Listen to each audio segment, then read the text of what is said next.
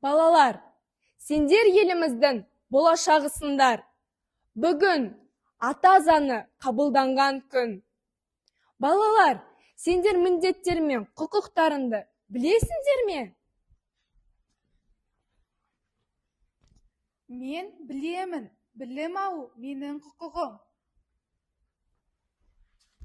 Ал мен ойнағым келеді. Үй тапсырмасын кейін жасаймын. Ол менің еркім. Сәлем балалар. Я Мансұр, сенің білім алуға, ойнауға, демалуға құқығың бар. Бірақ сенің міндетінде бар. Үй тапсырмасын орындау, үлкендерді сыйлау, мектеп формасын сақтау сенің міндетің. Иә, дұрыс айтасыңдар. Мен тек құқықтарымды ойлаппын, ал міндеттерімді ұмытыппын.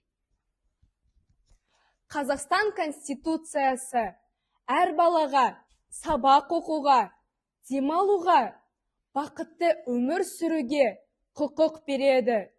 Бірақ әр азамат өз міндетін ұмытпау тиіс.